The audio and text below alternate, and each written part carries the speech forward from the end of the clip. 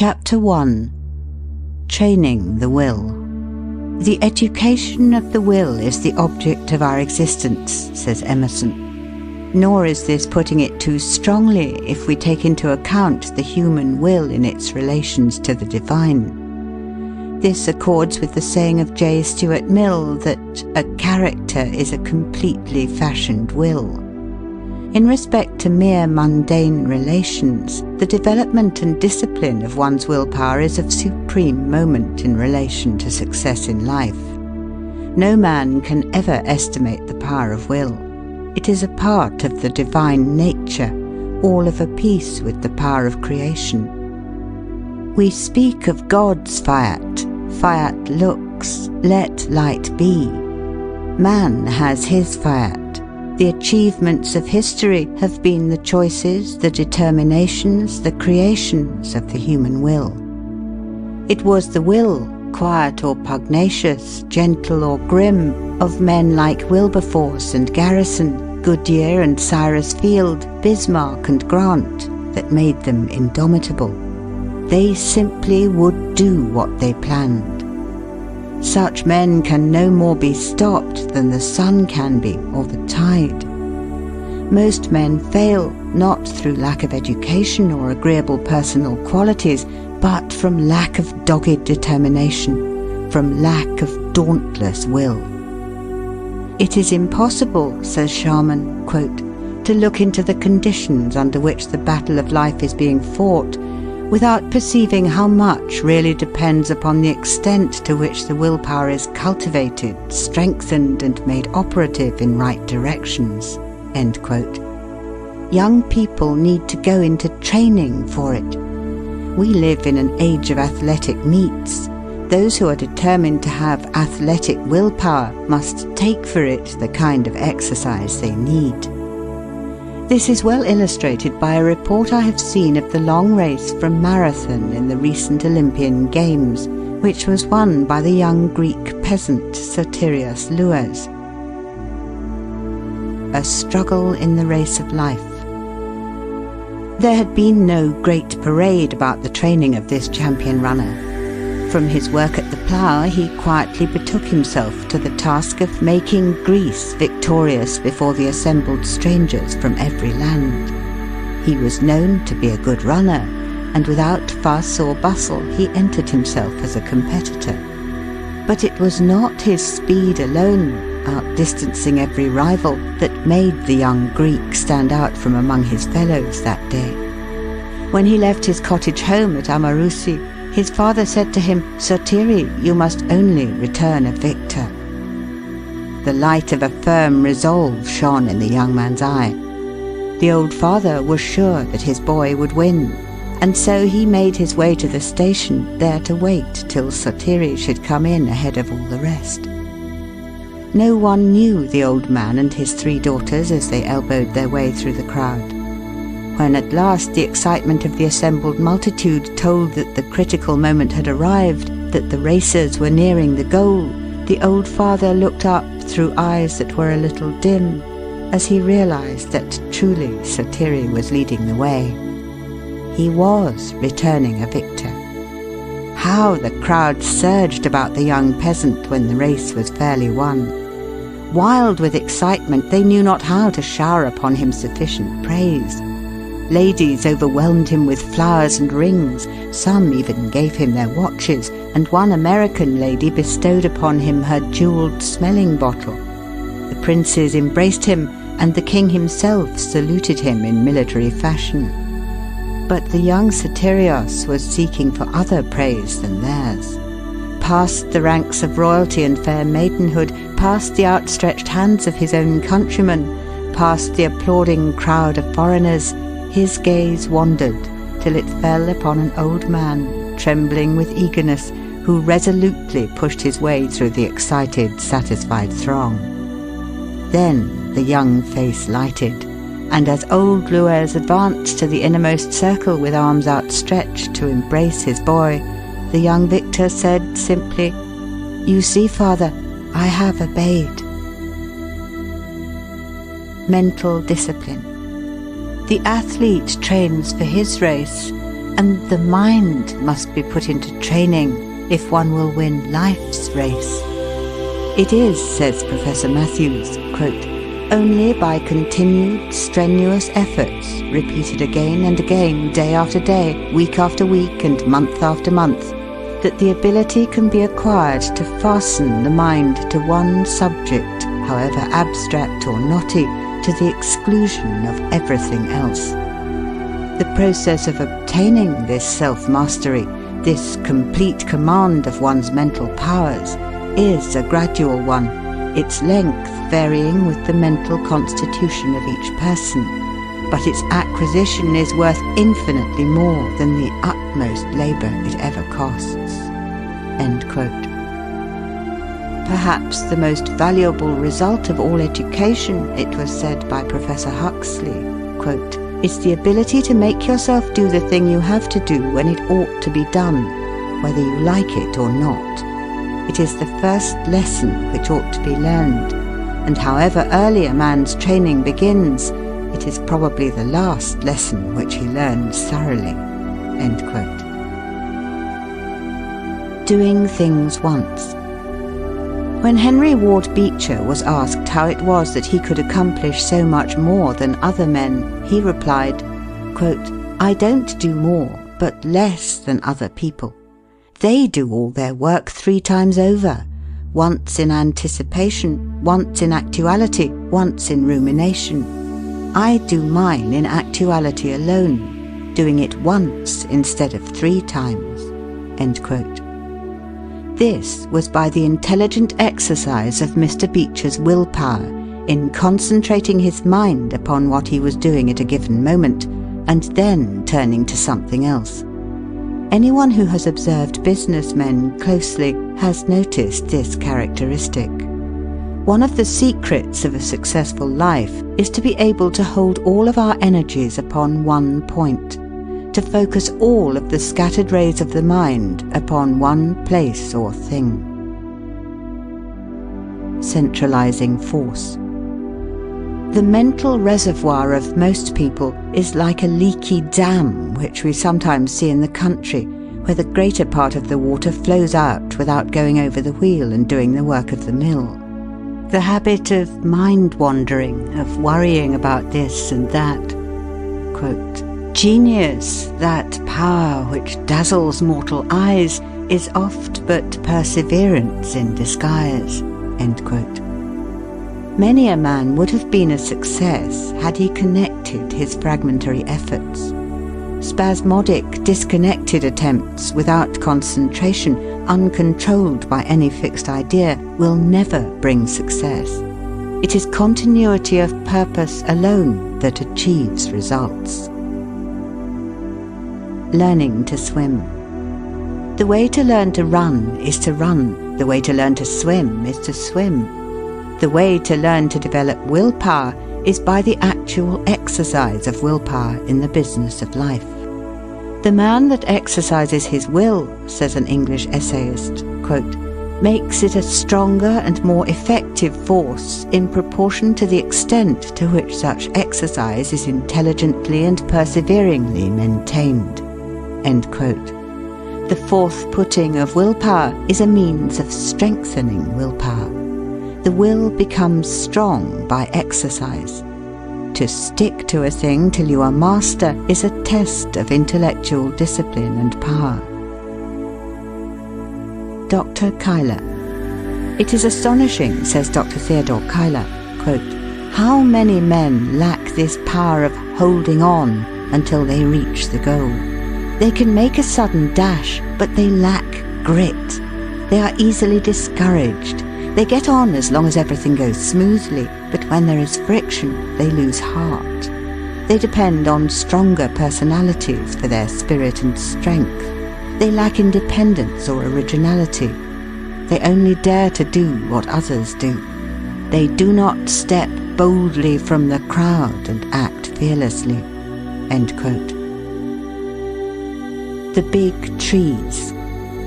What is needed by him who would succeed in the highest degree possible is careful planning. He is to accumulate reserved power, that he may be equal to all emergencies. Thomas Starr King said that the great trees of California gave him his first impression of the power of reserve. Quote, "It was the thought of the reserve energies that had been compacted into them," he said, "that stirred me. The mountains had given them their iron and rich stimulants. The hills had given them their soil. The clouds had given their rain and snow, and 1,000 summers and winters had poured forth their treasures about their vast roots." End quote. No young man can hope to do anything above the commonplace who has not made his life a reservoir of power on which he can constantly draw, which will never fail him in any emergency.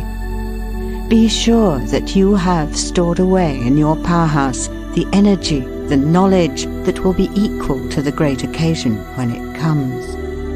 "If I were 20 and had but 10 years to live," said a great scholar and writer, quote, "I would spend the first 9 years accumulating knowledge and getting ready for the 10th. End quote. I will. There are no two words in the English language which stand out in bolder relief, like kings upon a checkerboard, to so great an extent as the words "I will." There is strength, depth and solidity, decision, confidence and power, determination, vigour and individuality in the round, ringing tone which characterises its delivery. It talks to you of triumph over difficulties, of victory in the face of discouragement, of will to promise and strength to perform, of lofty and daring enterprise, of unfettered aspirations, and of the 1,001 solid impulses by which man masters impediments in the way of progression. As one has well said, quote, "He who is silent is forgotten. He who does not advance falls back. He who stops is overwhelmed, distanced, crushed. He who ceases to become greater becomes smaller. He who leaves off gives up. The stationary is the beginning of the end. It precedes death. To live is to achieve, to will without ceasing." End quote. Be thou a hero. Let thy might tramp on eternal snows its way, and through the ebon walls of night hew down a passage unto day. Park Benjamin. End of chapter 1.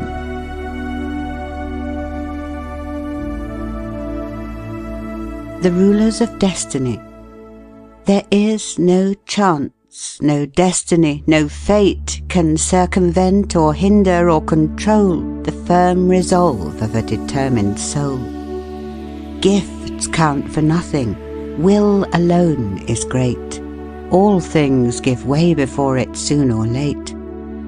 What obstacle can stay the mighty force of the sea-seeking river in its course, or cause the ascending orb of day to wait? Each well-born soul must win what it deserves. Let the fool prate of luck. The fortunate is he whose earnest purpose never swerves, whose slightest action or inaction serves the one great aim. Ella Wheeler Wilcox. There is always room for a man of force. Emerson. The king is the man who can. Carlyle. A strong, defiant purpose is many-handed and lays hold of whatever is near that can serve it. It has a magnetic power that draws to itself whatever is kindred. T.T. Munger. What is willpower, looked at in a large way, but energy of character? Energy of will, self-originating force, is the soul of every great character. Where it is, there is life. Where it is not, there is faintness, helplessness, and despondency. Let it be your first study to teach the world that you are not wood and straw, that there is some iron in you. Men who have left their mark upon the world have been men of great and prompt decision. The achievements of willpower are almost beyond computation. Scarcely anything seems impossible to the man who can will strongly enough and long enough. One talent with a will behind it will accomplish more than 10 without it, as a thimbleful of powder in a rifle, the bore of whose barrel will give it direction, will do greater execution than a carload burned in the open air. The wills, the won'ts, and the can'ts. There are 3 kinds of people in the world, says a recent writer, quote, the wills, the won'ts, and the can'ts. The first accomplish everything, the second oppose everything, the third fail in everything, end quote. The shores of fortune, as Foster says, are covered with the stranded wrecks of men of brilliant ability, but who have wanted courage, faith, and decision, and have therefore perished in sight of more resolute but less capable adventurers who succeeded in making port. Were I called upon to express in a word the secret of so many failures among those who started out with high hopes, I should say they lacked willpower. They could not have will. And what is a man without a will? He is like an engine without steam. Genius unexecuted is no more genius than a bushel of acorns in a forest of oaks. Will has been called the spinal column of personality. The will in its relation to life, says an English writer, quote, may be compared at once to the rudder and to the steam engine of a vessel, on the confined and related action of which it depends entirely for the direction of its course and the vigour of its movement, end quote. Strength of will is the test of a young man's possibilities. Can he will strong enough and hold whatever he undertakes with an iron grip? It is the iron grip that takes and holds.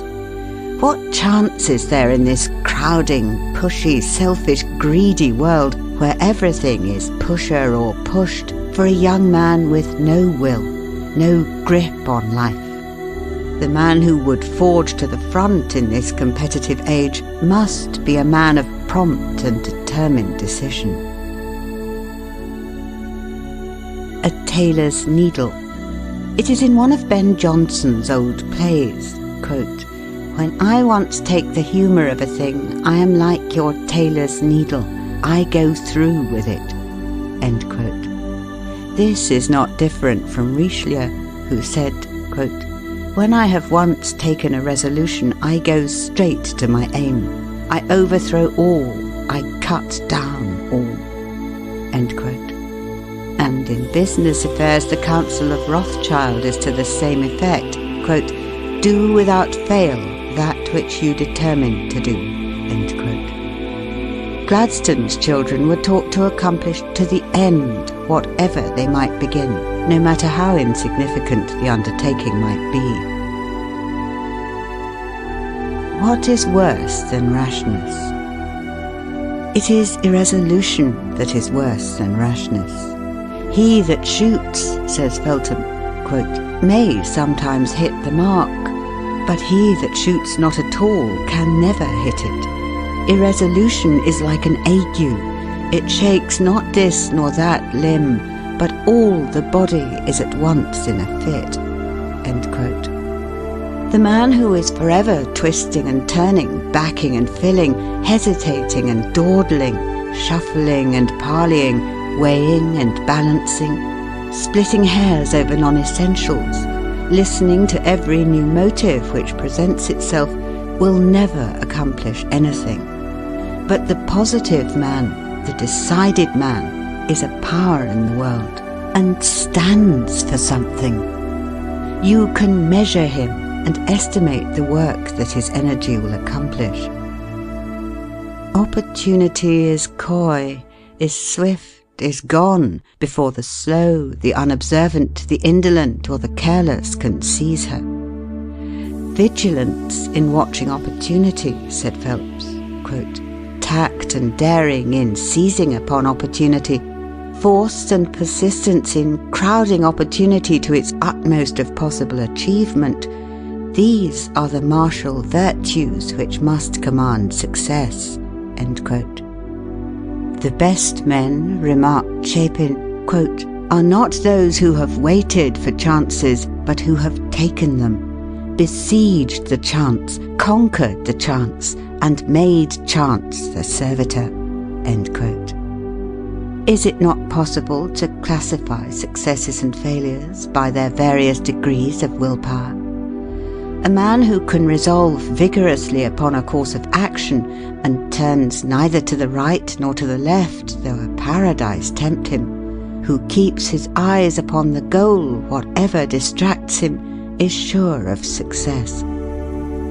Not every vessel that sails from Tarshish will bring back the gold of Ophir. But shall it therefore rot in the harbour? No, give it sails to the wind.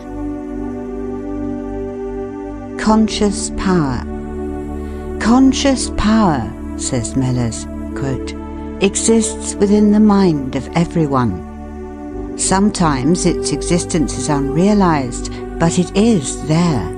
It is there to be developed and brought forth, like the culture of that obstinate but beautiful flower, the orchid. To allow it to remain dormant is to place oneself in obscurity, to trample on one's ambition, to smother one's faculties. To develop it is to individualize all that is best within you and give it to the world. It is by an absolute knowledge of yourself, the proper estimate of your own value." End quote. "There is hardly a reader," says an experienced educator, quote, "who will not be able to recall the early life of at least one young man whose childhood was spent in poverty, and who in boyhood expressed a firm desire to secure a higher education.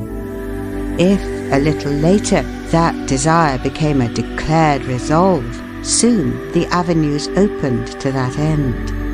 That desire and resolve created an atmosphere which attracted the forces necessary to the attainment of the purpose. Many of these young men will tell us that, as long as they were hoping and striving and longing, mountains of difficulty rose before them, but that when they fashioned their hopes into fixed purposes, aid came unsought to help them on the way." End quote. Do you believe in yourself? The man without self-reliance and an iron will is the plaything of chance, the puppet of his environment, the slave of circumstances. Are not doubts the greatest of enemies? If you would succeed up to the limit of your possibilities, must you not constantly hold to the belief that you are success organized and that you will be successful no matter what opposes? You are never to allow a shadow of doubt to enter your mind that the Creator intended you to win in life's battle. Regard every suggestion that your life may be a failure, that you are not made like those who succeed, and that success is not for you, as a traitor, and expel it from your mind as you would a thief from your house. There is something sublime in the youth who possesses the spirit of boldness and fearlessness, who has proper confidence in his ability to do and dare. The world takes us at our own valuation. It believes in the man who believes in himself, but it has little use for the timid man, the one who is never certain of himself, who cannot rely on his own judgment, who craves advice from others and is afraid to go ahead on his own account. It is the man with a positive nature, the man who believes that he is equal to the emergency, who believes he can do the thing he attempts, who wins the confidence of his fellow man. He is beloved because he is brave and self-sufficient.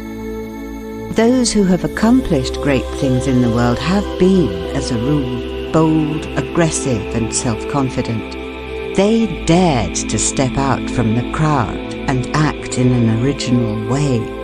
They were not afraid to be generals.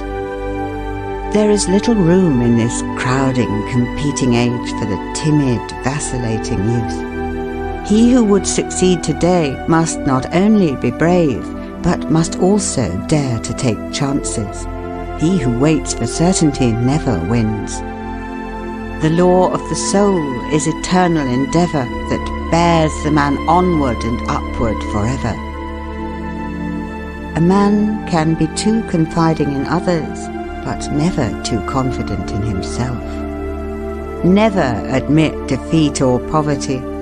Stoutly assert your divine right to hold your head up and look the world in the face.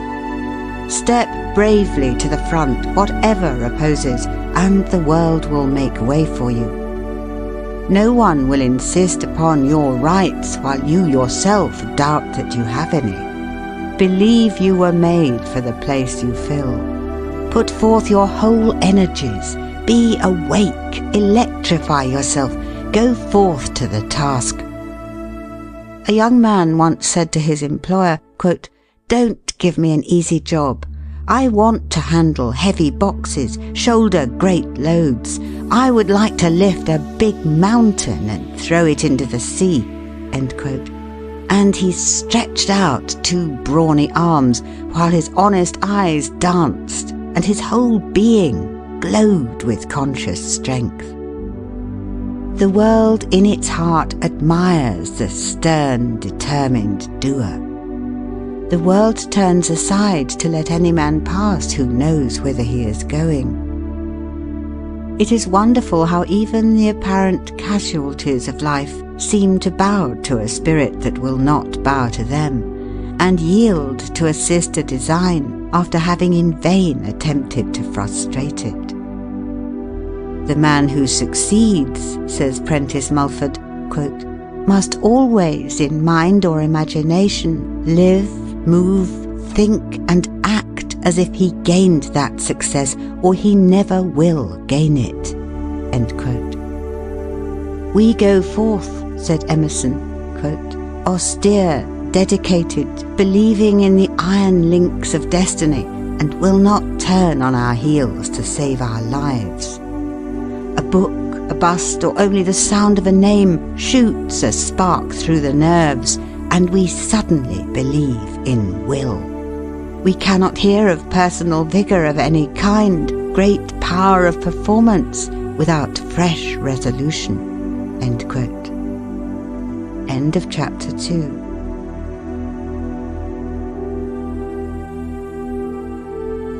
Chapter 3 of An Iron Will by Orison Swett Marden. Oh, what miracles have been wrought by the self-confidence, the self-determination of an iron will! What impossible deeds have been performed by it! It was this that took Napoleon over the Alps in midwinter. It took Farragut and Dewey past the cannons, torpedoes and mines of the enemy. It led Nelson and Grant to victory. It has been the great tonic in the world of discovery, invention and art. It has helped to win the 1,000 triumphs in war and science which were deemed impossible. The secret of Jeanne d'Arc's success was not alone in rare decision of character, but in the seeing of visions which inspired her to self-confidence, confidence in her divine mission. It was an iron will that gave Nelson command of the British fleet, a title and a statue at Trafalgar Square. It was the keynote of his character when he said, "When I don't know whether to fight or not, I always fight." It was an iron will that was brought into play when Horatius, with 2 companions, held 90,000 Tuscans at bay until the bridge across the Tiber had been destroyed. When Leonidas at Thermopylae checked the mighty march of Xerxes. When Themistocles off the coast of Greece shattered the Persians' armada. When Caesar, finding his army hard pressed, seized spear and buckler and snatched victory from defeat. when Winkelried gathered to his breast a sheaf of Austrian spears and opened a path for his comrades, when Wellington fought in many climes without ever being conquered, when Ney on 100 fields changed apparent disaster into brilliant triumph, when Sheridan arrived from Winchester as the Union retreat was becoming a rout and turned the tide, when Sherman signalled his men to hold the fort, knowing that their leader was coming. History furnishes thousands of examples of men who have seized occasions to accomplish results deemed impossible by those less resolute. Prompt decision and whole-souled action sweep the world before them. Who was the organizer of the modern German Empire? Was he not the man of iron? Napoleon and Grant. What would you do if you were besieged in a place entirely destitute of provisions? Asked the examiner when Napoleon was a cadet. If there were anything to eat in the enemy's camp, I should not be concerned. When Paris was in the hands of a mob and the authorities were panic-stricken, in came a man who said, "I know a young officer who can quell this mob." Send for him. Napoleon was sent for. He came, he subjugated the mob, he subjugated the authorities, he ruled France, then conquered Europe. May the 10th, 1796, Napoleon carried the bridge at Lodi in the face of the Austrian batteries trained upon the French end of the structure. Behind them were 6,000 troops. Napoleon massed 4,000 grenadiers at the head of the bridge, with a battalion of 300 carbineers in front. At the tap of the drum, the foremost assailants wheeled from the cover of the street wall under a terrible hail of grape and canister and attempted to pass the gateway to the bridge. The front ranks went down like stalks of grain before a reaper. The column staggered and reeled backward, and the valiant grenadiers were appalled by the task before them. Without a word or a look of reproach, Napoleon placed himself at their head, and his aides and generals rushed to his side. Forward again over heaps of dead that choked the passage, and a quick run, counted by seconds only, carried the column across 200 yards of clear space, scarcely a shot from the Austrians taking effect beyond the point where the platoons wheeled for the first leap. The guns of the enemy were not aimed at the advance. The advance was too quick for the Austrian gunners. So sudden and so miraculous was it all that the Austrian artillerists abandoned their guns instantly, and their supports fled in a panic instead of rushing to the front and meeting the French onslaught. This Napoleon had counted on in making the bold attack.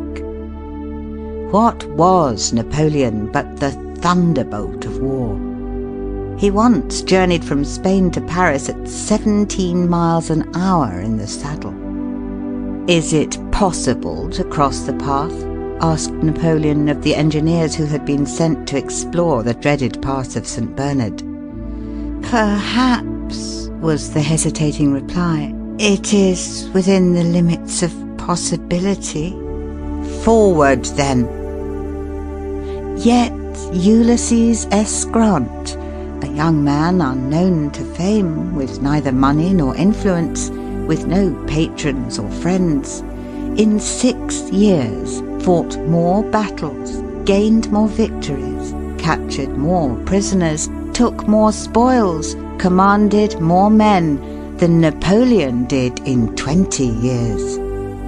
"The great thing about him," said Lincoln, "is cool persistence." Don't swear, fight. When the Spanish fire on San Juan Hill became almost unbearable, some of the Rough Riders began to swear. Colonel Wood, with the wisdom of a good leader, called out amid the whistle of the Mauser bullets, "Don't swear, fight!" In a skirmish at Salamanca, while the enemy's guns were pouring shot into his regiment, Sir William Napier's men became disobedient. He at once ordered a halt and flogged 4 of the ringleaders under fire. The men yielded at once, and then marched 3 miles under a heavy cannonade as coolly as if it were a review. When Pellissier, the Crimean chief of Zouaves, struck an officer with a whip, the man drew a pistol that missed fire. The chief replied, "Fellow, I order you a 3 days' arrest for not having your arms in better order." The man of iron will is cool in the hour of danger. I had to run like a cyclone. This was what Roosevelt said about his pushing on up San Juan Hill ahead of his regiment. I had to run like a cyclone to stay in front and keep from being run over. The personal heroism of Hobson or of Cushing, who blew up the Albemarle 40 years ago, was but the expression of a magnificent willpower. It was this which was the basis of General Wheeler's unparalleled military advancement.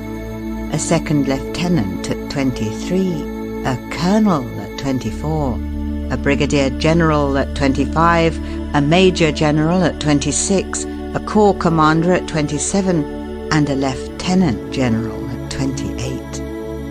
General Wheeler had 16 horses killed under him, and a great number wounded. His saddle equipments and clothes were frequently struck by the missiles of the enemy. He was 3 times wounded, once painfully. He had 32 staff officers or acting staff officers killed or wounded. In almost every case, they were immediately by his side. No officer was ever more exposed to the missiles of death than Joseph Wheeler. What is this imperial characteristic of manhood, an iron will, but that which underlies all magnificent achievement, whether by heroes of the Light Brigade or the heroic firefighters of our great cities? End of Chapter 3.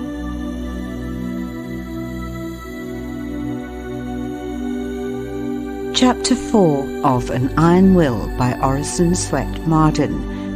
There is no doubt that, as a rule, great decision of character is usually accompanied by great constitutional firmness. Men who have been noted for great firmness of character have usually been strong and robust. As a rule, it is the strong physical man who carries weight and conviction. Take as an example William the Conqueror as he is pictured by Green in his history. Quote, "The very spirit of the sea robbers from whom he sprang seemed embodied in his gigantic form, his enormous strength, his savage countenance, his desperate bravery. No other knight under heaven," his enemies confessed, "was William's peer. No other man could bend William's bow. His mace crashed through a ring of English warriors to the foot of the standard. He rose to his greatest heights in moments when other men despaired. No other man who ever sat upon the throne of England was this man's match." End quote. Or take Webster. Sidney Smith said, quote, "Webster is a living lie, because no man on earth can be as great as he looks." End quote. Carlyle said of him, quote, "One would incline at sight to back him against the world." End quote. His very physique was eloquent. Men yielded their wills to his at sight. The great prizes of life ever fall to the robust, the stalwart, the strong. Not to a huge muscle or powerful frame necessarily, but to a strong vitality, a great nervous energy. It is the Lord Brougham's working almost continuously 144 hours. It is the Napoleon's 20 hours in the saddle. It is the Franklins camping out in the open air at 70. It is the Gladstones firmly grasping the helm of the ship of state at 84, tramping miles every day and chopping down huge trees at 85, who accomplish the great things of life. To prosper, you must improve your brain power, and nothing helps the brain more than a healthy body.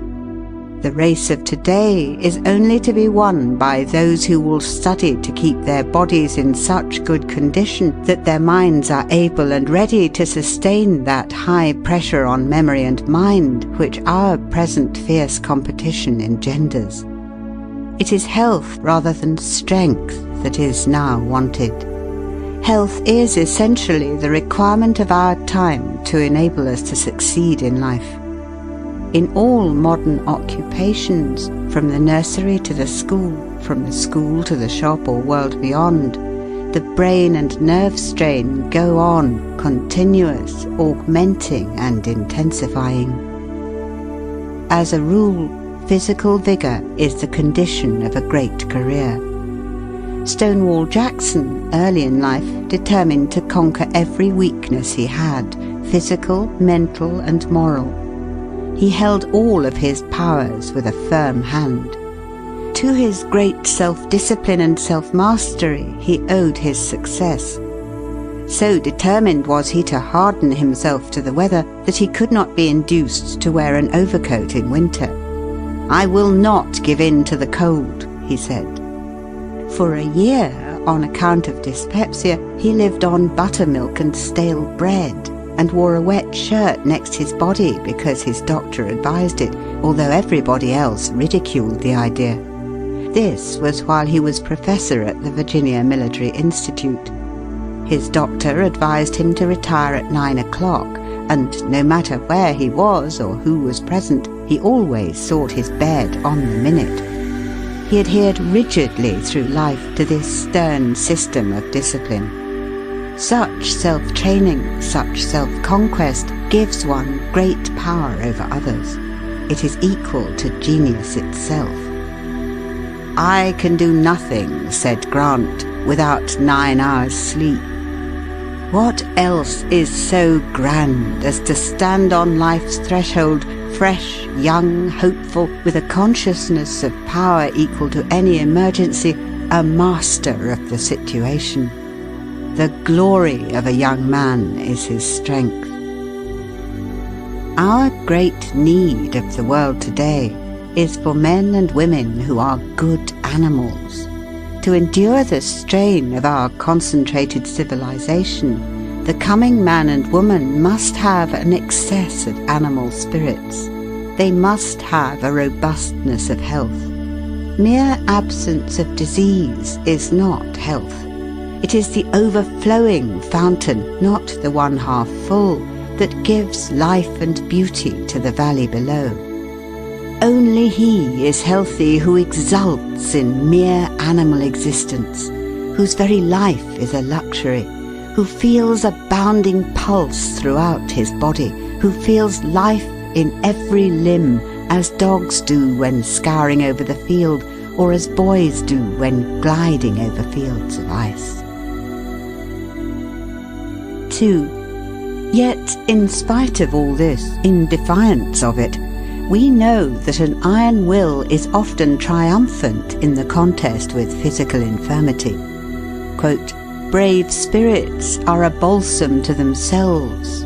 There is a nobleness of mind that heals wounds beyond salves." End quote. "One day," said a noted rope walker, quote, "I signed an agreement to wheel a barrow along a rope on a given day.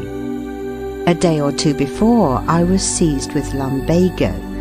I called in my medical man and told him I must be cured by a certain day, not only because I should lose what I hoped to earn, but also forfeit a large sum.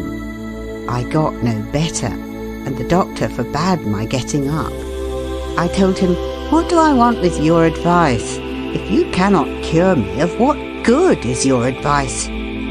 When I got to the place, there was the doctor protesting I was unfit for the exploit.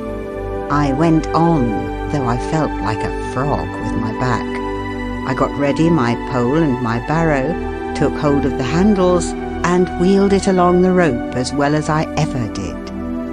When I got to the end, I wheeled it back again, and when this was done, I was a frog again. What made me that I could wheel the barrow?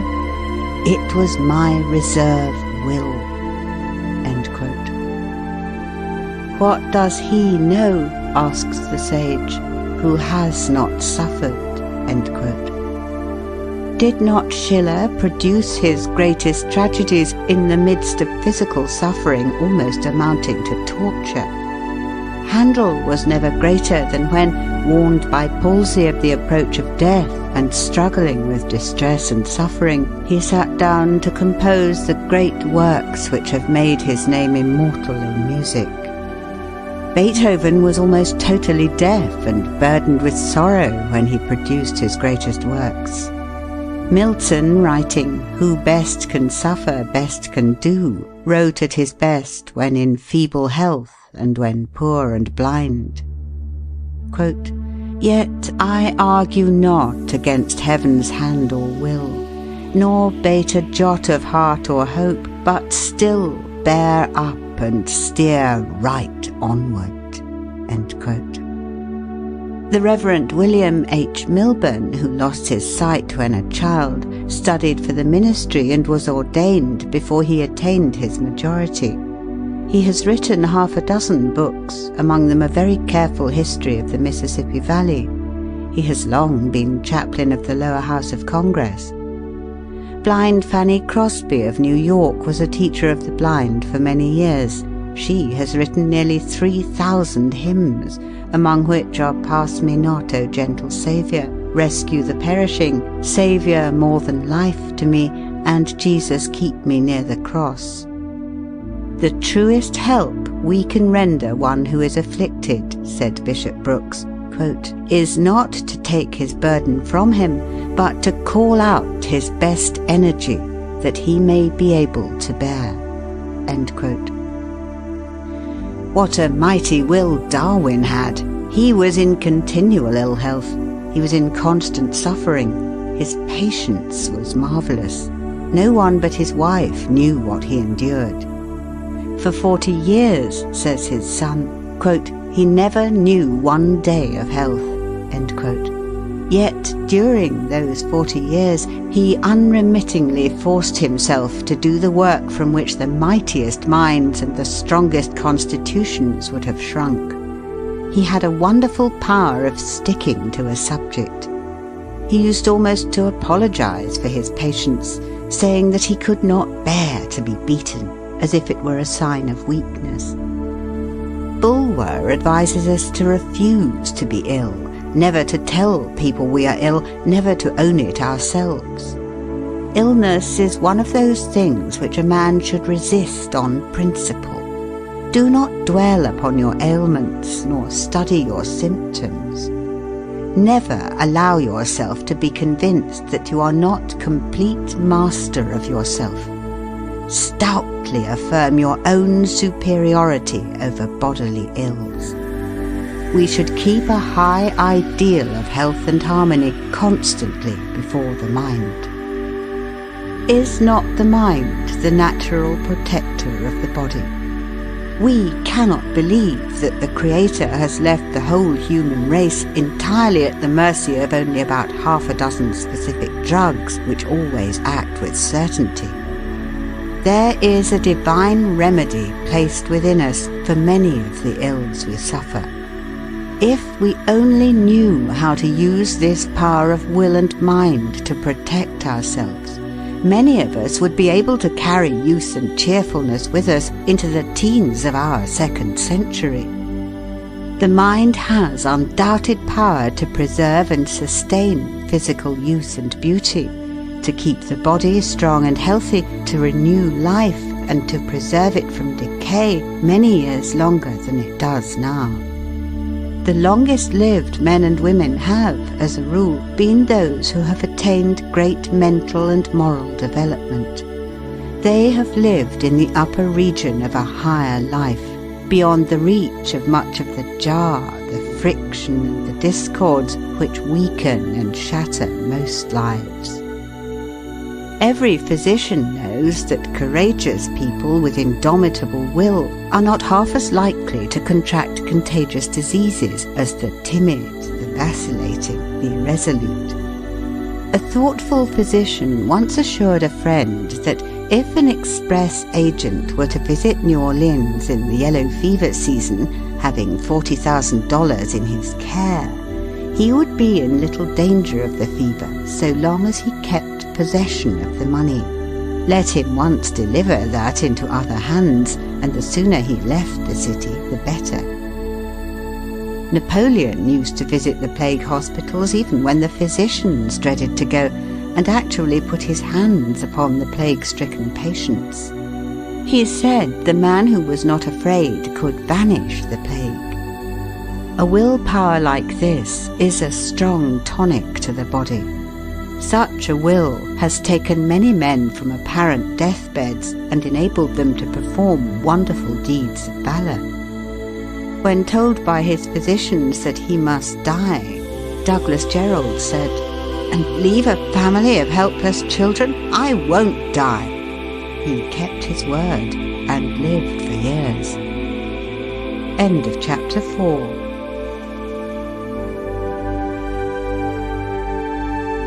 Chapter 5 of An Iron Will by Orison Swett Marden is: What doth the poor man's son inherit?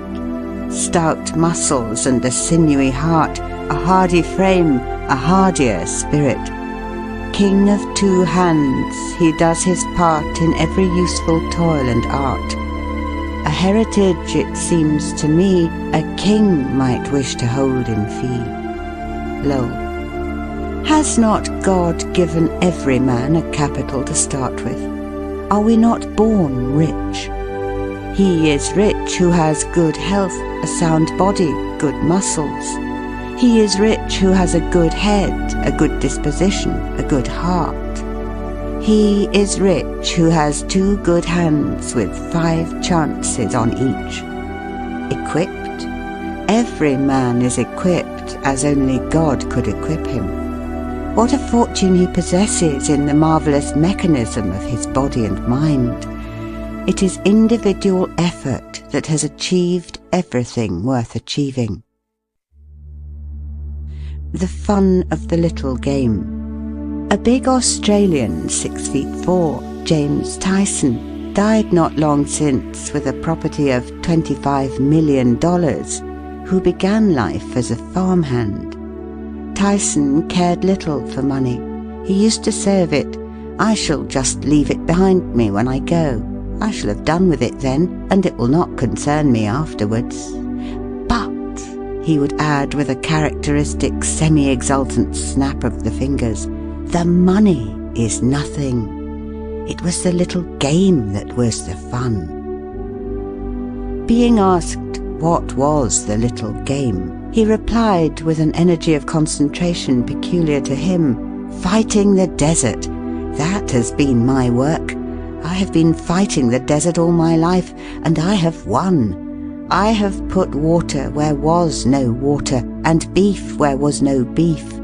I have put fences where there were no fences, and roads where there were no roads.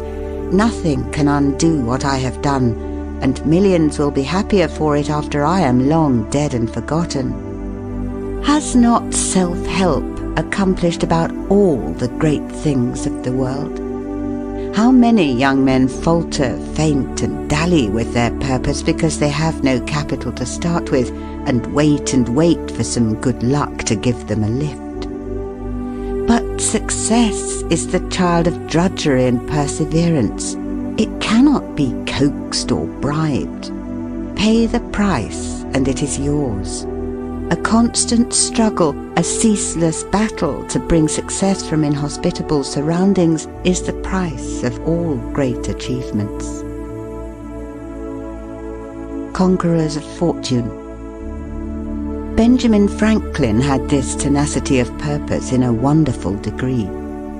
When he started in the printing business in Philadelphia, he carried his material through the streets on a wheelbarrow. He hired one room for his office, workroom, and sleeping room. He found a formidable rival in the city and invited him to his room. Pointing to a piece of bread from which he had just eaten his dinner, he said, "Unless you can live cheaper than I can, you cannot starve me out."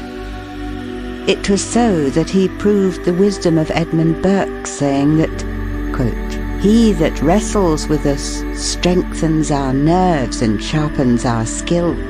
Our antagonist is our helper." End quote.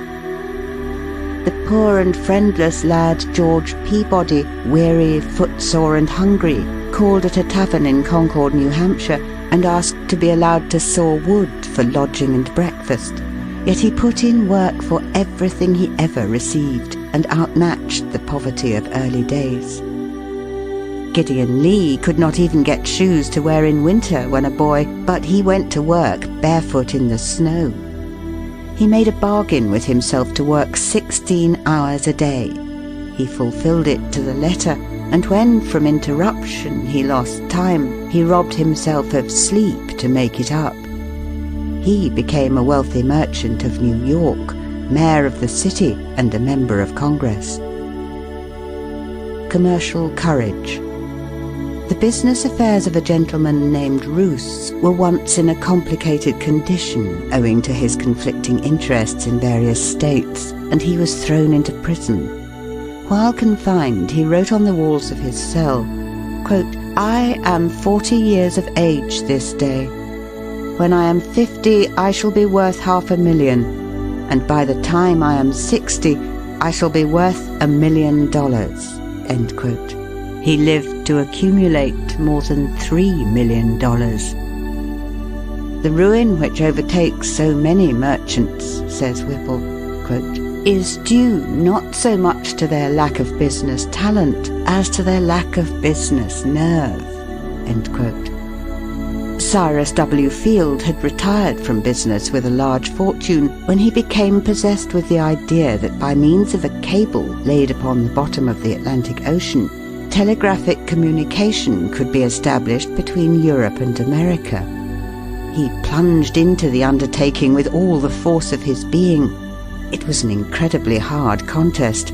The forests of Newfoundland, the lobby in Congress, the unskilled handling of breaks on his Agamemnon cable, a second and a third breaking of the cable at sea, the cessation of the current in a well-laid cable, the snapping of a superior cable on the Great Eastern, all these availed not to foil the iron will of Field, whose final triumph was that of mental energy in the application of science. 4 New York journalists. To Horace Greeley, the founder of the Tribune, I need not allude. His story is or ought to be in every schoolbook. James Brooks, once the editor and proprietor of the Daily Express and later an eminent congressman, began life as a clerk in a store in Maine, and when 21 received for his pay a hogshead of New England rum. He was so eager to go to college that he started for Waterville with his trunk on his back, and when he was graduated he was so poor and plucky that he carried his trunk on his back to the station as he went home. When James Gordon Bennett was 40 years old, he collected all his property, $300, and in a cellar with a board upon 2 barrels for a desk, himself his own typesetter, office boy, publisher, newsboy, clerk, editor, proofreader, and printer's devil, he started the New York Herald. He did this after many attempts and defeats in trying to follow the routine instead of doing his own way. Never was any man's early career a better illustration of Wendell Phillips' dictum, quote, "What is defeat? Nothing but education, nothing but the first steps to something better." End quote. Thurlow Weed, who was a journalist for 57 years, strong, sensible, genial, tactful, and of magnificent physique, who did so much to shape public policy in the Empire State, tells a most romantic story of his boyhood. Quote, "I cannot ascertain how much schooling I got at Catskill, probably less than a year, certainly not a year and a half, and this was when I was not more than 5 or 6 years old. I felt a necessity at an early age of trying to do something for my own support. My first employment was in sugar making, an occupation to which I became much attached. I now look with great pleasure upon the days and nights passed in the sap bush. The want of shoes, which as the snow was deep was no small privation, was the only drawback upon my happiness. I used, however, to tie pieces of an old rag carpet around my feet and got along pretty well, chopping wood and gathering up sap. But when the spring advanced and bare ground appeared in spots, I threw off the old carpet encumbrance and did my work barefoot. There is much leisure time for boys who are making maple sugar. I devoted this time to reading when I could obtain books, but the farmers of that period had few or no books save their Bibles. I borrowed books whenever and wherever I could. I heard that a neighbour 3 miles off had borrowed from a still more distant neighbour a book of great interest. I started off barefoot in the snow to obtain the treasure. There were spots of bare ground upon which I would stop to warm my feet, and there were also along the road occasional lengths of log fence from which the snow had melted and upon which it was a luxury to walk. The book was at home, and the good people consented, upon my promise that it should be neither torn nor soiled, to lend it to me. In returning with the prize, I was too happy to think of the snow or my naked feet. Candles were then among the luxuries, not the necessaries of life. If boys, instead of going to bed after dark, wanted to read, they supplied themselves with pine knots, by the light of which, in a horizontal position, they pursued their studies. In this manner, with my body in the sugar house and my head out of doors where the fat pine was blazing, I read with intense interest the book I had borrowed, A History of the French Revolution. Weed's next earning was in an iron foundry at Onondaga. My business was, after a casting, to temper and prepare the moulding dogs myself. This was night and day work. We ate salt pork and rye and Indian bread 3 times a day, and slept on straw in bunks. I liked the excitement of a furnace life." End quote. When he went to the Albany Argus to learn the printing business, he worked from 5 in the morning till 9 at night. From humblest beginnings. The more difficulties one has to encounter within and without, the more significant and the higher in inspiration his life will be. Horace Bushnell. The story of Weed and of Greeley is not an uncommon one in America. Some of the most eminent men on the globe have struggled with poverty in early life and triumphed over it. The astronomer Kepler, whose name can never die, was kept in constant anxieties, and he told fortunes by astrology for a livelihood, saying that astrology, as the daughter of astronomy, ought to keep her mother. All sorts of service he had to accept. He made almanacs and worked for anyone who would pay him. Linnaeus was so poor when getting his education that he had to mend his shoes with folded paper and often had to beg his meals of his friends. During the 10 years in which he made his greatest discoveries, Isaac Newton could hardly pay 2 shillings a week to the Royal Society, of which he was a member. Some of his friends wanted to get him excused from this payment, but he would not allow them to act. Humphrey Davy had but a slender chance to acquire great scientific knowledge, yet he had true metal in him, and he made even old pans, kettles and bottles contribute to his success as he experimented and studied in the attic of the apothecary store where he worked. George Stephenson was one of 8 children, whose parents were so poor that all lived in a single room. George had to watch cows for a neighbour, but he managed to get time to make engines of clay with hemlock sticks for pipes. At 17, he had charge of an engine with his father for firemen. He could neither read nor write, but the engine was his teacher and he a faithful student. While the other hands were playing games or loafing in liquor shops during the holidays, George was taking his machine to pieces, cleaning it, studying it, and making experiments in engines. When he had become famous as a great inventor of improvements in engines, those who had loafed and played called him lucky. It was by steadfastly keeping at it, by indomitable willpower, that these men won their positions in life. Quote, "We rise by the things that are under our feet, by what we have mastered of good or gain." End quote. Talent in tatters. Among the companions of Sir Joshua Reynolds while he was studying his art at Rome was a fellow pupil of the name of Astley. They made an excursion with some others on a sultry day, and all except Astley took off their coats.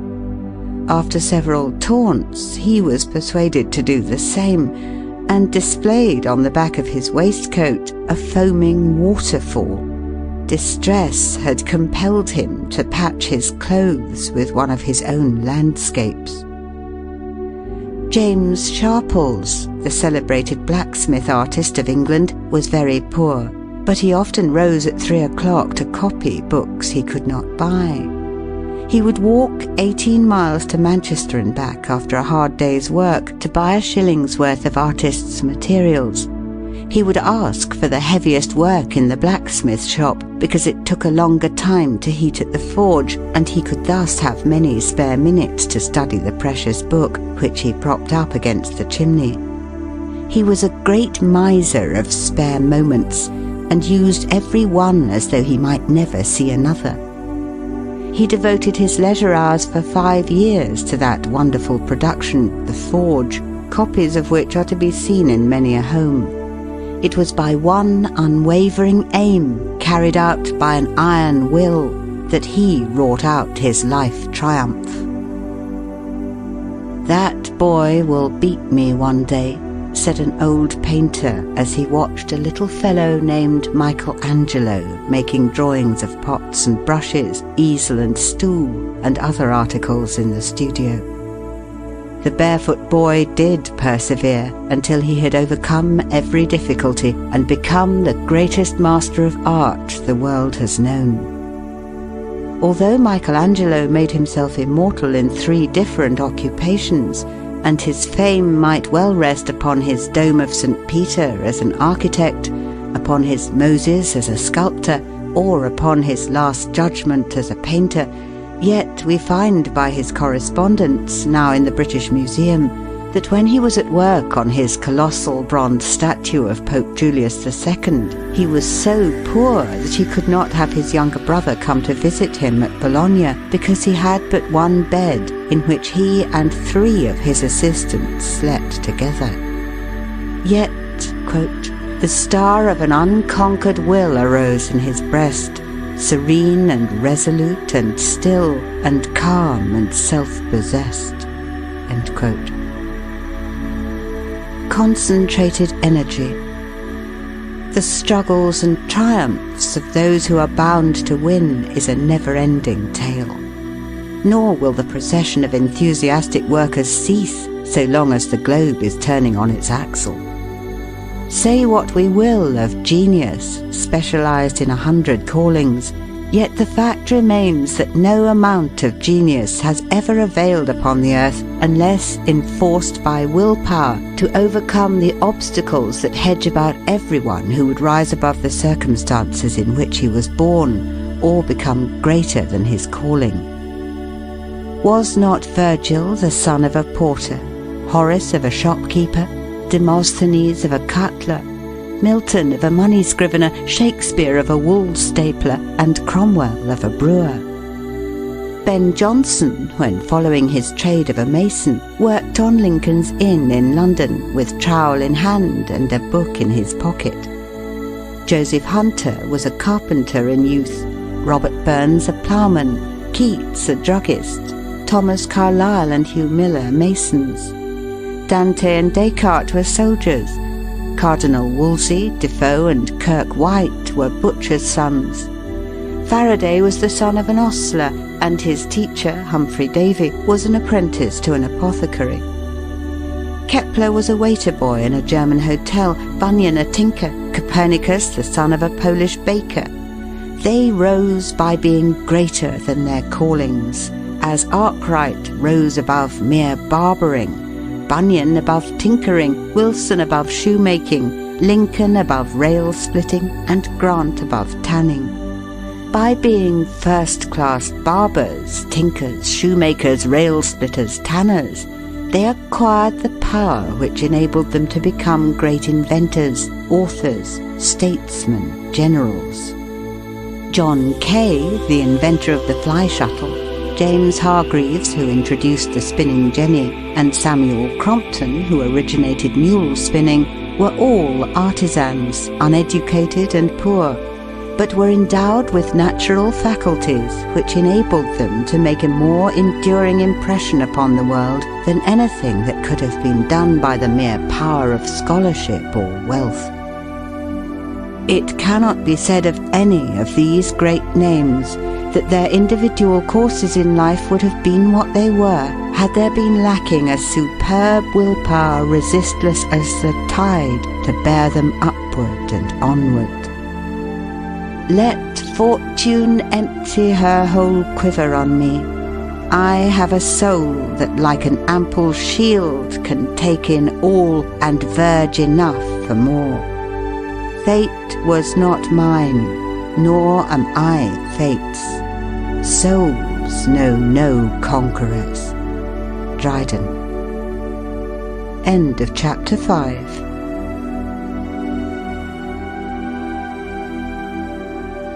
Chapter 6 of An Iron Will by Orison Swett. Never give up. There are chances and changes helping the hopeful 100 to 1. And through the chaos, high wisdom arranges ever success, if you'll only hold on. Never give up, for the wisest is boldest, knowing that Providence mingles the cup. And of all maxims the best, as the oldest, is the stern watchword of never give up. Be firm. One constant element of luck is genuine, solid, old Teutonic pluck. Holmes. Success in most things depends on knowing how long it takes to succeed. Montesquieu. The power to hold on is characteristic of all men who have accomplished anything great.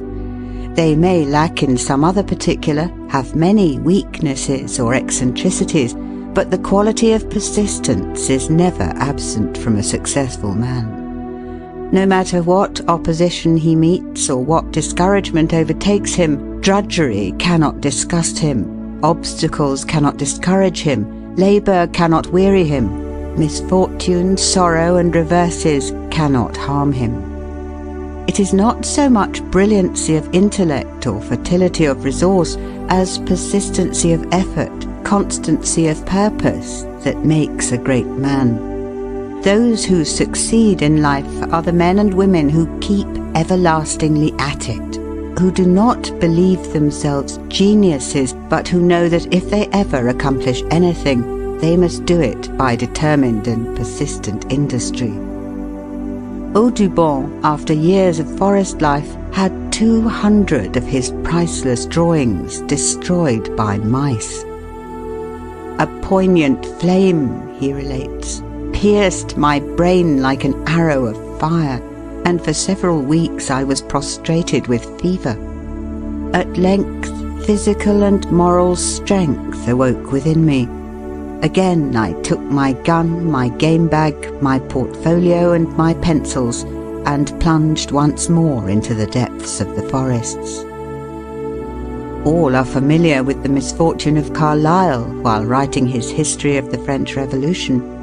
After the first volume was ready for the press, he loaned the manuscript to a neighbour, who left it lying on the floor, and the servant girl took it to kindle the fire.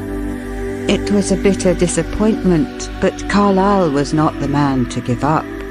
After many months of poring over hundreds of volumes of authorities and scores of manuscripts, he reproduced that which had burned in a few minutes. Proceed, and light will dawn. The slightest acquaintance with literary history would bring to light a multitude of heroes of poverty or misfortune, of men and women perplexed and disheartened, who have yet aroused themselves to new effort at every new obstacle. It is related by Arago that he found under the cover of a textbook he was binding a short note from d'Alembert to a student. "Go on, sir, go on. The difficulties you meet with will resolve themselves as you advance. Proceed, and light will dawn and shine with increasing clearness on your path." That maxim, said Arago, was my greatest master in mathematics. Had Balzac been easily discouraged, he would have hesitated at the words of warning given by his father. "Do you know that in literature a man must be either a king or a beggar?" "Very well," was the reply. "I will be a king." His parents left him to his fate in a garret. For 10 years he fought terrible battles with hardship and poverty, but won a great victory at last. He won it after producing 40 novels that did not win. Zola's early manhood witnessed a bitter struggle against poverty and deprivation. Until 20 he was a spoiled child, but on his father's death he and his mother began the battle of life in Paris. Of his dark time, Zola himself says, quote, "Often I went hungry for so long that it seemed as if I must die. I scarcely tasted meat from 1 month's end to another, and for 2 days I lived on 3 apples. Fire, even on the coldest nights, was an undreamed of luxury, and I was the happiest man in Paris when I could get a candle by the light of which I might study at night." End quote. Samuel Johnson's bare feet at Oxford showed through the holes in his shoes, yet he threw out at his windows a new pair that someone left at his door. He lived for a time in London on 9 cents a day. For 13 years he had a hard struggle with want. John Locke once lived on bread and water in a Dutch garret, and Heine slept many a night on a barn floor with only a book for his pillow. It was to poverty as a thorn urging the breast of Harriet Martineau that we owe her writings. There are no more interesting pages in biography than those which record how Emerson, as a child, was unable to read the 2nd volume of a certain book because his widowed mother could not afford the amount, 5 cents, necessary to obtain it from the circulating library. "Poor fellow," said Emerson as he looked at his delicately reared little son, quote, "how much he loses by not having to go through the hard experiences I had in my youth." End quote. It was through the necessity laid upon him to earn that Emerson made his first great success in life as a teacher. "I know," he said, quote, "no such unquestionable badge and ensign of a sovereign mind as that tenacity of purpose which, through all change of companions or parties or fortunes, changes never, bates no jot of heart or hope, but wearies out opposition and arrives at its port." End quote. She can never succeed. Louisa Alcott earned $200,000 by her pen. Yet when she was first dreaming of her power, her father handed her a manuscript one day that had been rejected by Mr. Fields, editor of The Atlantic, with the message, "Tell Louisa to stick to her teaching. She can never succeed as a writer." "Tell him I will succeed as a writer, and someday I shall write for The Atlantic." Not long after, she wrote for The Atlantic a poem that Longfellow attributed to Emerson, and there came a time when she wrote in her diary, quote, "20 years ago I resolved to make the family independent if I could. At 40 that is done, debts all paid, even the outlawed ones, and we have enough to be comfortable. It has cost me my health, perhaps." End quote. I trample on impossibilities. So it was said by Lord Chatham. Why, asked Mirabeau, quote, "should we call ourselves men unless it be to succeed in everything everywhere?" End quote. It is all very well, said Charles J. Fox, quote, "to tell me that a young man has distinguished himself by a brilliant first speech. He may go on satisfied with his first triumph. But show me a young man who has not succeeded at first and has then gone on, and I will back that man to do better than those who succeeded at the first trial." End quote. Cobden broke down completely the first time he appeared on a platform in Manchester, and the chairman apologised for him. But he did not give up speaking until every poor man in England had a larger, better and cheaper loaf. Young Disraeli sprung from a hated and persecuted race, pushed his way up through the middle classes and upper classes until he stood self-poised upon the topmost round of political and social power. At first he was scoffed at, ridiculed, rebuffed, hissed from the House of Commons. He simply said, quote, "The time will come when you will hear me." End quote. The time did come, and he swayed the sceptre of England for a quarter of a century. How massive was the incalculable reserve power of Lincoln as a youth, or of President Garfield, woodchopper, bell-ringer and sweeper general in college. Persistent purpose. We hear a great deal of talk about genius, talent, luck, chance, cleverness and fine manners playing a large part in one's success. Leaving out luck and chance, all these elements are important factors. Yet the possession of any or all of them, unaccompanied by a definite aim, a determined purpose, will not ensure success. Men drift into business, they drift into society, they drift into politics, they drift into what they fondly and but vainly imagine is religion. If winds and tides are favourable, all is well. If not, all is wrong. Stalker says, quote, "Most men merely drift through life, and the work they do is determined by 100 different circumstances. They might as well be doing anything else, or they would prefer to be doing nothing at all." End quote. Yet, whatever else may have been lacking in the giants of the race, the men who have been conspicuously successful have all had one characteristic in common: doggedness and persistence of purpose. It does not matter how clever a youth may be, whether he leads his class in college or outshines all the other boys in his community. He will never succeed if he lacks this essential of determined persistence. Many men who might have made brilliant musicians, artists, teachers, lawyers, able physicians or surgeons, in spite of predictions to the contrary, have fallen short of success because deficient in this quality. Persistence of purpose is a power. It creates confidence in others. Everybody believes in the determined man. When he undertakes anything, his battle is half won, because not only he himself, but everyone who knows him, believes that he will accomplish whatever he sets out to do.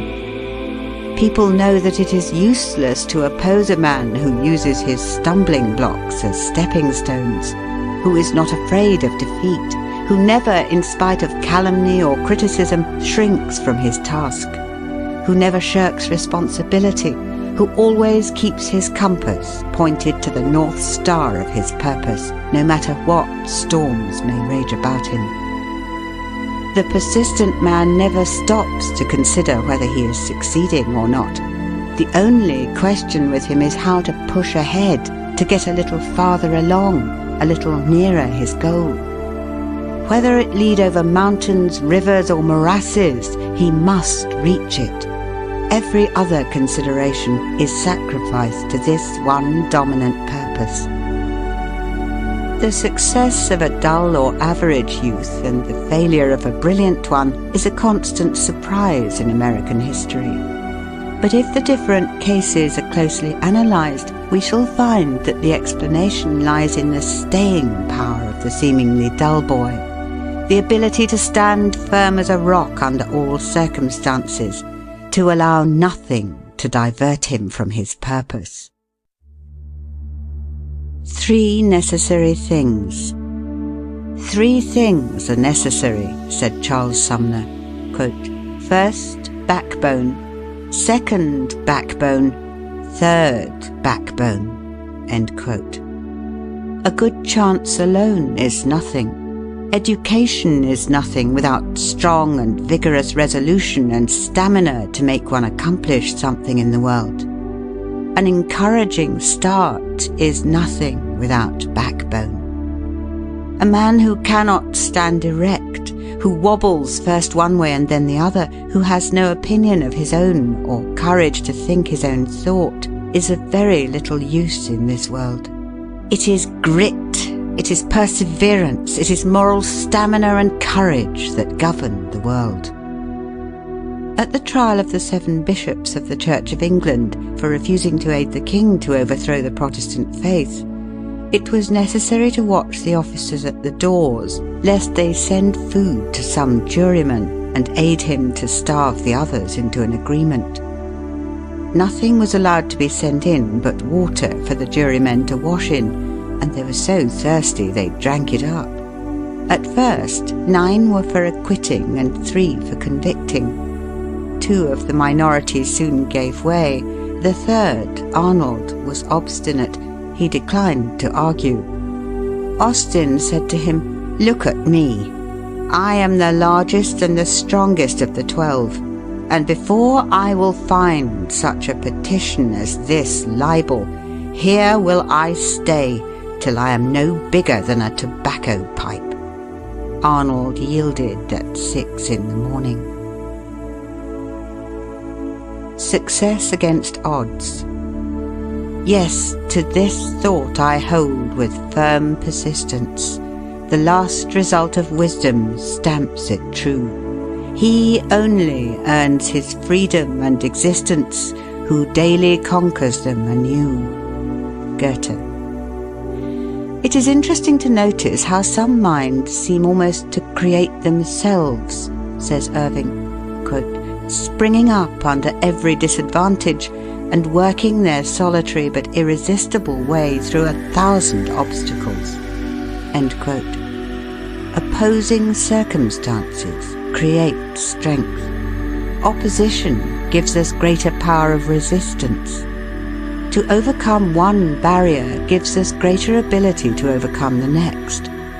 History is full of examples of men and women who have redeemed themselves from disgrace, poverty and misfortune by the firm resolution of an iron will. Success is not measured by what a man accomplishes, but by the opposition he has encountered and the courage with which he has maintained the struggle against overwhelming odds. Not the distance we have run, but the obstacles we have overcome, the disadvantages under which we have made the race, will decide the prizes. It is defeat, says Henry Ward Beecher, quote, that turns bone to flint and gristle to muscle and makes men invincible, and formed those heroic natures that are now in ascendancy in the world. Do not then be afraid of defeat. You are never so near to victory as when defeated in a good cause. End quote. Governor Seymour of New York, a man of great force and character, said in reviewing his life, quote, "If I were to wipe out 20 acts, what should they be? Should it be my business mistakes, my foolish acts, for I suppose all do foolish acts occasionally, my grievances? No, for after all, these are the very things by which I have profited. So I finally concluded I should expunge, instead of my mistakes, my triumphs. I could not afford to dismiss the tonic of mortification, the refinement of sorrow. I needed them, every one." End quote. "Every condition, be it what it may," says Channing, quote, "has hardships, hazards, pains. We try to escape them. We pine for a sheltered lot, for a smooth path, for cheering friends and unbroken success. But Providence ordains storms, disasters, hostilities, sufferings, and the great question whether we shall live to any purpose or not, whether we shall grow strong in mind and heart, or be weak and pitiable, depends on nothing so much as on our use of the adverse circumstances. Outward evils are designed to school our passions and to rouse our faculties and virtues into intenser action. Sometimes they seem to create new powers. Difficulty is the element, and resistance the true work of man. Self-culture never goes on so fast as when embarrassed circumstances, the opposition of men or the elements, unexpected changes of the times, or other forms of suffering, instead of disheartening, throw us on our inward resources, turn us for strength to God, clear up to us the great purpose of life, and inspire calm resolution. No greatness or goodness is worth much unless tried in these fires." End quote. Better to stem with heart and hand the roaring tide of life than lie unmindful on its flowery strand of God's occasions drifting by. Better with naked nerve to bear the needles of this goading air than in the lap of sensual ease forego the godlike power to do, the godlike aim to know. Whittier. End of chapter 6.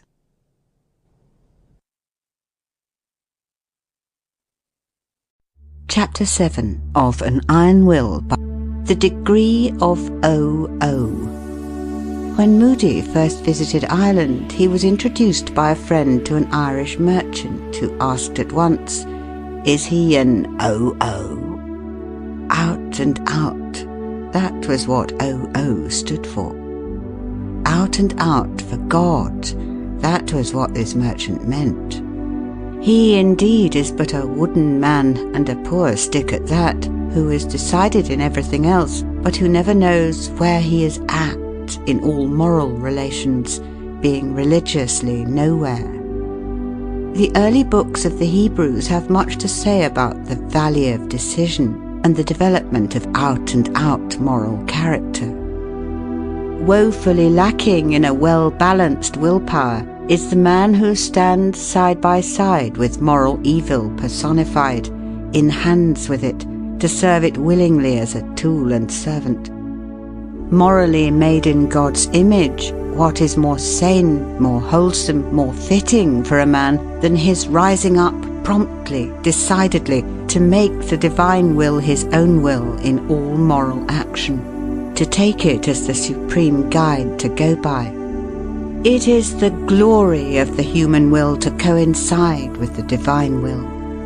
Doing this, a man's iron will, instead of being a malignant, selfish power, will be useful in uplifting mankind. God has spoken, or he has not spoken. If he has spoken, the wise will hear. We search the world for truth. We cull the good, the pure, the beautiful from graven stone and written scroll, from all the flower fields of the soul. And, weary seekers of the best, we come back laden from our quest to find that all the sages said is in the book our mother read. Whittier. O earth that blooms and birds that sing, O stars that shine when all is dark, in type and symbol thou dost bring the life divine, and bid us hark, that we may catch the chant sublime, and rising pass the bounds of time. So shall we win the goal divine, our immortality. Carol Norton. End of An Iron Will by Orison Swett Marden, assisted by Abner Bailey. Read by Ruth Golding.